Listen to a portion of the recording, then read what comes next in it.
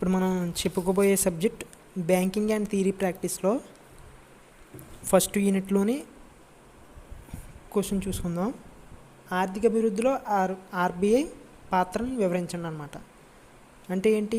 India వంటి అభివృద్ధి చెందుతున్న దేశాల్లో కేంద్ర బ్యాంకు కేవలం కేంద్ర బ్యాంకు విధులను నిర్వర్తించడమే కాక మరియు ఆర్థిక అభివృద్ధి విధులను కూడా నిర్వర్తించవలసి ఉంటుందన్నమాట. అంటే ఏంటి? అభివృద్ధి చెందుతున్నటువంటి దేశాలలోని కేంద్ర బ్యాంకు కేవలం కేంద్ర బ్యాంకు విధులను నిర్వర్తించడమే కాదు మరియు వాటి యొక్క ఆర్థిక అభివృద్ధి విధులను కూడా నిర్వర్తించవలసి ఉంటుందన్నమాట. అంటే అందులో చూసుకుందాం, బ్యాంకింగ్ వ్యవస్థను అభివృద్ధి పరచవలను మరియు దీర్ఘకాలిక పరపతులను ఇచ్చే సంస్థలను అభివృద్ధి పరిచి పరిశ్రమలకు, ఎగుమతులను, వ్యవసాయానికి, ఇతర ప్రాధాన్యత రంగాలకు తగిన పరపతిని లభ్యమయ్యేట్లుగా చూడాలన్నమాట. అంటే ఏంటి? అభివృద్ధి, ఆర్థిక అభివృద్ధి అనువైన కరెన్సీ వ్యవస్థను ఏర్పరిచి జాతీయ ఆదాయం పెరుగుదల రేటును సమానంగా ద్రవ్య సప్లై కూడా పెరిగేట్లుగా చూడాలి మరియు ద్రవ్య మార్కెట్ను అభివృద్ధి పరచవలను. అంతేకాకుండా పొదుపును సమీకరించుటకు నూతన ద్రవ్య సంస్థలను ఏర్పాటుకు ప్రోత్సహించవలను. అంతేకాకుండా అభివృద్ధి చెందుతున్న దేశాలలో దిగుమతులు పెరుగుతూ ఉంటాయి. అంటే అభివృద్ధి చెందుతున్న దేశాల్లో ఉన్నటువంటి ఎగుమతులు కూడా ఎక్కువగా పెరుగుతూ ఉంటాయన్నమాట.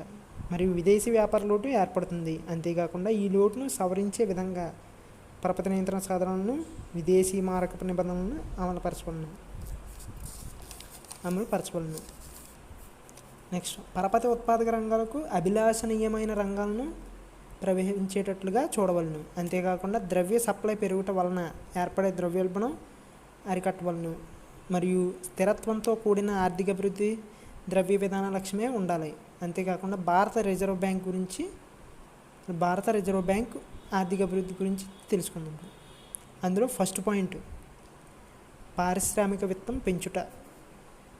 అంటే ఏంటి? పరిశ్రమల దీర్ఘకాలిక పరపతిని పెంచుటకు అనేక నూతన ఆర్థిక సంస్థలను నెలకొల్పట్లో రిజర్వ్ బ్యాంకు ప్రధాన పాత్ర వహిస్తుంది. అంటే ఏంటి? పరిశ్రమల యొక్క దీర్ఘకాలిక పరపతిని పెంచే విధంగా చేయుటకు గాను మరియు ఆర్థిక సంస్థలను నెలకొల్పట్లో గాను రిజర్వ్ బ్యాంకు ముఖ్యమైన పాత్ర వహిస్తుందని చెప్పవచ్చు. అందులో ప్రధానమైనది భారత ఆర్థిక సహాయ సంస్థ. అంటే ఏంటి? Industrial finance corporation of India. Next point, పారిశ్రామిక పరపతి పెట్టుబడి కార్పొరేషన్. అంటే industrial credit and investment corporation. Next, భారత పారిశ్రామిక అభివృద్ధి bank, industrial development bank of India, unit trust of India, పారిశ్రామిక పునర్నిర్మాణ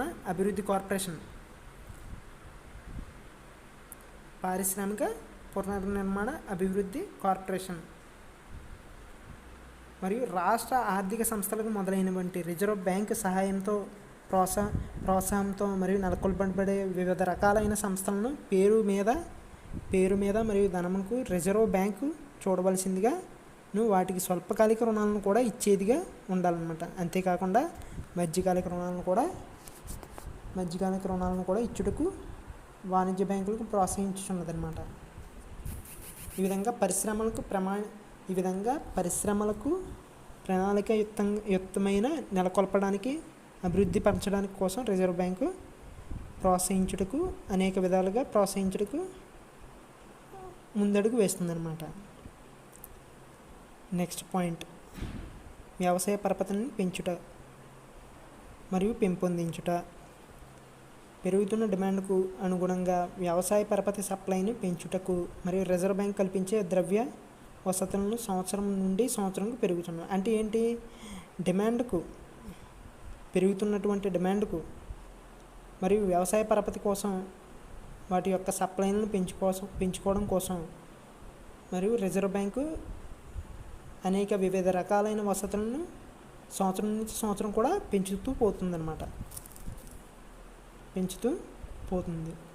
అంటే సహకార బ్యాంకుల ద్వారా స్వల్పకాలిక, మధ్యకాలిక పరపతి రిజర్వ్ బ్యాంకు అందించుచున్నది మరియు సహకార బ్యాంకులు ఇచ్చే రుణాలపై వడ్డీ మరియు బ్యాంక్ రేట్ల కన్నా 2% తక్కువ. అంతేకాకుండా వ్యవసాయ హుండీలను రిజర్వ్ బ్యాంక్ డిస్కౌంట్ చేస్తుంది.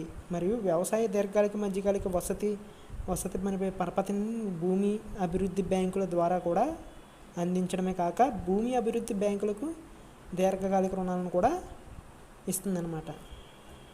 అంటే మనం ఏంటి, ఇప్పుడు వ్యవసాయ పరపతిని పెంచుటకు రిజర్వ్ బ్యాంక్ 2 ప్రత్యేక నిధులను స్థాపించింది. అంటే జాతీయ వ్యవసాయ పరపతి, అంటే దాంట్లో దీర్ఘకాలిక కార్యకలాపాలు నిధి మరియు national agriculture credit long term operations fund, అంటే జాతీయ వ్యవసాయ పరపతి స్థిరీకరణ నిధి. మరియు ఈ నిధులను రిజర్వ్ బ్యాంక్ లాభం నుండి ఏర్పరచబడినవి. అంతేకాకుండా వ్యవసాయ పరోక్ష పరపతి అభివృద్ధి కార్పొరేషన్, వ్యవసాయ పరోక్ష పరపతి అభివృద్ధి కార్పొరేషను. అంతేకాకుండా వాణిజ్య బ్యాంకులు వ్యవసాయాలనిచ్చే పరపతిని పెంచుటకు 15 మాసముల కాలపరిమితి గల వ్యవసాయ హుండీలను కూడా డిస్కౌంట్ చేయుచున్నది. అంతేకాకుండా ప్రాంతీయ గ్రామీణ బ్యాంకులను నెలకొల్పడంలో ముఖ్యమైన పాత్ర వహిస్తుంది. మరియు గిడ్డంగి నిర్మాణాలను మరియు ప్రోత్సహించుటకై భారత గిడ్డంగి నిర్మాణ కార్పొరేషన్ షేర్ ధనమునకు చందా ఇచ్చినది. మరియు వాణిజ్య బ్యాంకులు గిడ్డంగి నిర్మాణ సంస్థ ఇచ్చిన రసీదుల హామీపై రుణాలను ఇచ్చుచున్నది. మరియు పైన వివరించిన విధంగా సహకార వ్యవసాయ పరపతికి ఇతర వ్యవసాయ పరపతినిచ్చే సంస్థల కార్యకలాపాలకు ఒక నూతన మరియు చైతన్యం కలిగించే నాయకత్వాన్ని రిజర్వ్ బ్యాంకు ఇచ్చుచున్నది అన్నమాట. నెక్స్ట్ పాయింట్, ఎగుమతుల విస్తరణ. ఎగుమతులను ప్రోత్సహించుటకు మరియు వాణిజ్య బ్యాంకులకు ఇచ్చే పరపతికి రిజర్వ్ బ్యాంకు పరోక్ష పరపతి వసతులు అంటే రిఫరెన్స్ కల్పించుచున్నది. అందులోనే ముఖ్యంగా మనం ఏం చెప్పుకోవాలి, 180 రోజుల కాల పరపతిగా గల ఎగుమతి హుండీలను కూడా రిజర్వ్ బ్యాంకు రీడిస్కౌంట్ చేయుచుండడం జరుగుతుందన్నమాట. అంటే ఏంటి, పరపతి రిజర్వుకు పరోక్ష పరపతి వసతులను కల్పించడమే కాకుండా 180 రోజుల కాలపరిమితి గల ఎగుమతి హుండీలను కూడా రిజర్వ్ బ్యాంక్ రీడిస్కౌంట్ చేస్తుందన్నమాట.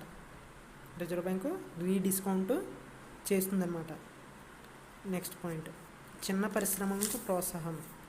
చిన్న తరహా మరియు అంటే మధ్యతరగతి చిన్న తరహా పరిశ్రమలు ఉంటాయి కదా, మధ్యతరహా మరియు చిన్న తరహా పరిశ్రమలు ఉంటాయి కదా, వాటికి సంబంధించిన చిన్న తరహా పరిశ్రమలు పరపతిని పెంచుటకు రిజర్వ్ బ్యాంకు చర్యలు తీసుకొచ్చున్నది. మరియు అంతేకాకుండా చిన్న పరిశ్రమలకు వాణిజ్య బ్యాంకులు విరివిరి పరపతి నిర్వహణలైన ఆదేశించింది అనమాట. చిన్న పరిశ్రమలకు వాణిజ్య బ్యాంకులను ఇచ్చి రుణాలను రిజర్వ్ బ్యాంకు గ్యారంటీ ఇచ్చుచున్నది.